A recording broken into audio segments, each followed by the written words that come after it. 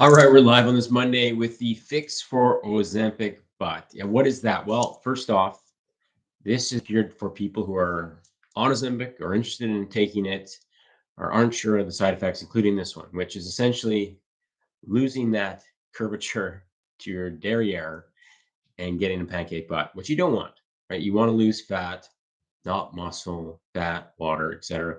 So how do you do it? Well, there's three parts to this process. It's the same way. It's not just unique to the drug. Same thing happens if you crash diet without the things I'm going to share with you today, right? I'm Mitch with Calvert Fitness. We've helped over 1,500 busy moms and dads lose the belly fat without starving on stupid diets or fads, quick fixes. However, some of our members do use GLP-1s like Ozempic to suppress appetite, better adhere to the plan. And for the right person, it might make sense. Talk to your doctor about that.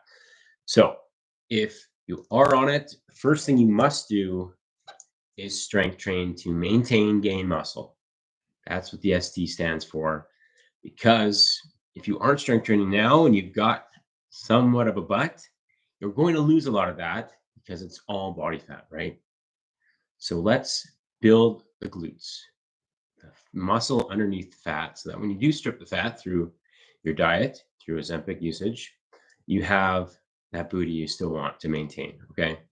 So make sure you're prioritizing 3 to 4 strength training workouts a week. If you want a sample of what I would recommend, DM me the word workout in the comments. Number 2, slow is smooth, smooth is fast. We want to have smooth and sustainable fat loss, not fast, unsustainable fat loss. And whether you're on Ozempic or not all weight loss is created equal.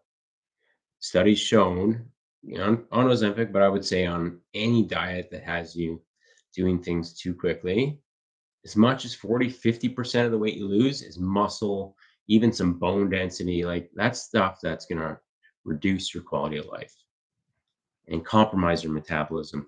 And so that when you do stop using this, you gain a lot of weight back. So aim for slow and sustainable, which is, apart from the early water loss, 1, maybe 2 pounds a week at most for the majority of people.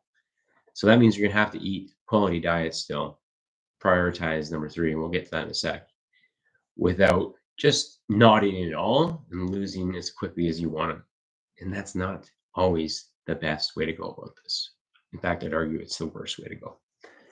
Last but not least, you've got to pump up your protein, because that works in conjunction with number 1, strength training, to, again, gain that muscle tone that everyone wants, but they overlook as part of this process.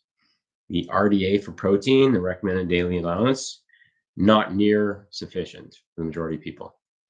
So my rule of thumb is take the goal weight you're aiming for. Say if you're 220 now and you're looking to get to 200 pounds, multiply that goal body weight of 200 pounds by 1. It's tough math to get the amount of grams of protein per day. So roughly 200 grams is kind of the upper threshold of protein you're striving for. If you do that, it's going to work in conjunction with your workouts to keep the muscle, potentially gain some muscle along the way, which is ultimately going to set you up for more success, higher resting metabolism, more tone and curves, which is what most people want. And it's a win-win all around. Okay. So if you're considering this or you're on it already, to avoid that fake Ozempic butt, pancake butt, strength train at least 2, 3, 4 times a week. Look to do it a little bit more slowly and sustainably. Aim for 1 to 2 pounds a week, a small calorie deficit. Don't crash diet just because you're not hungry. And then pump up your protein to as much as a gram per pound of full body weight. All right. That's it. We'll talk to you soon. If you want that metabolism jumpstart, that's all natural tips. Hit the link in the description.